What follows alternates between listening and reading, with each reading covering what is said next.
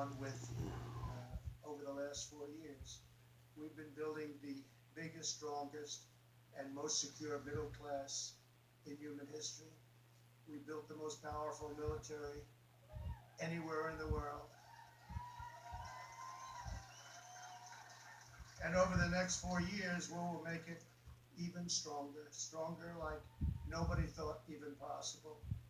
Do not be intimidated by our opponent's angry and menacing tone, because if we were, we would never have been able to accomplish what we've accomplished. In truth, they are actually terrified of you, the people. They're terrified.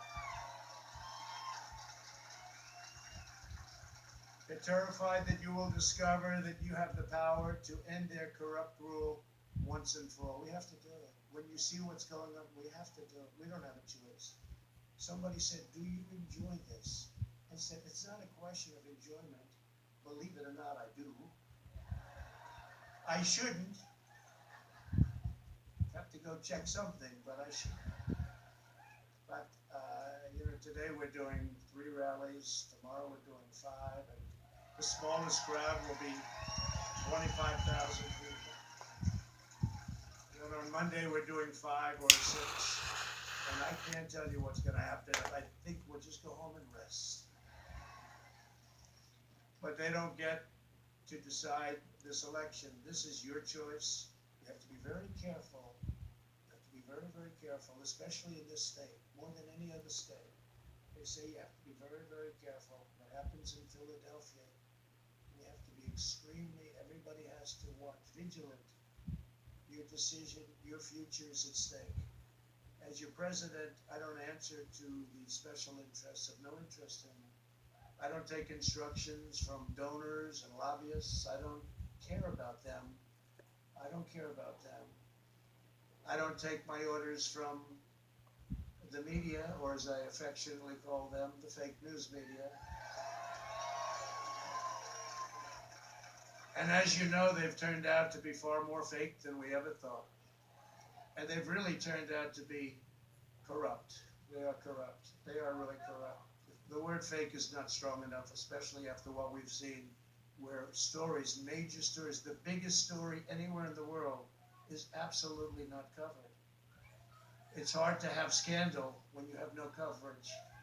And they work in conjunction with big tech, and they protect each other, and they protect the Democrats, because with the Democrats, you don't have somebody up talking like I do about them. So they can do whatever they want, and this will only lead to very bad things. I do what is right for America.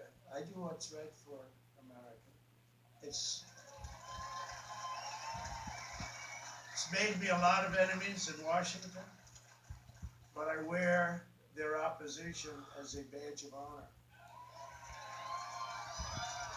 Winston Churchill once said that it was a nation that had the lion heart. I had the luck to give it the roar. I gave it the roar. And there is a roar, and people hear it all over. They heard it 4 years ago, loud and clear. Probably the biggest thing to happen. They talk Brexit, they talk many, numerous things, but this is always number one. What happened? 2016. And I will say, 2016 was an incredible, earth-shaking event. But 2020, and I never thought I'd say this, 2020, what we're doing right now through Tuesday, what we're doing is far bigger. It's far bigger. I never thought I'd say it. I never thought 4 years ago, and you never did either, somebody would say that this is going to be the most important election perhaps in the history of our country. It's really amazing. The greatest threat to American democracy is the concentration of power among a small group of unelected special interests, the big tech CEOs who have been put in a position by us giving a law to them, Section 230. We've given them that power. And that can be taken away. That can be taken away.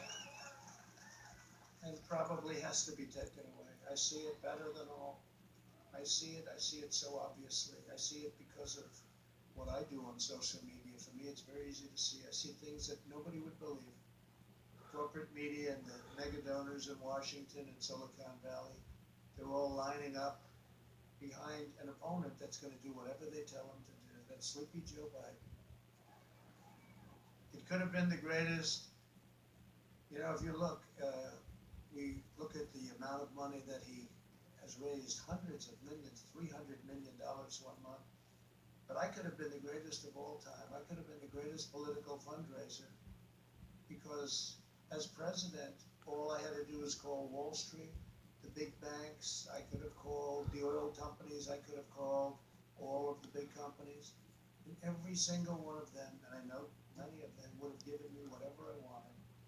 But I chose not to do that. And we did plenty. We have plenty. You can only buy so many commercials. You know. When the airways are full and you can't buy any more, I'd say, where are we going to spend it? Although we did spend, in our case, a lot on ground game, which they, I think, forgot to spend. As much money as they have. They're screaming in Florida, where's our ground game? Where's our ground? Well, it takes a long time. You know what? It took us a year and a half to build that ground game. So we'll see how it all works out. But they didn't do that. They decided to go a different route. But they took in massive amounts of money. I could have taken in much more than that. They did 350. I could have done that within an hour. The president is calling. He'd like you to send $25 million, please. Who's going to tell me no? Nobody.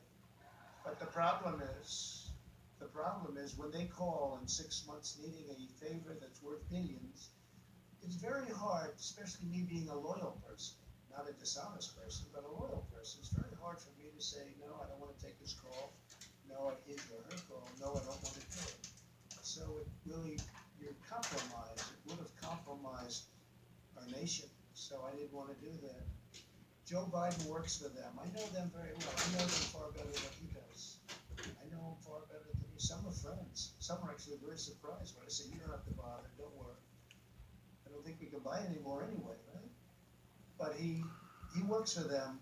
And when you see those numbers, 300, 350 million, so much they don't know what to do with it, where they're spending $25, $30 million on a congressional race that used to spend $500,000, you know something's going on, and it's not a good thing.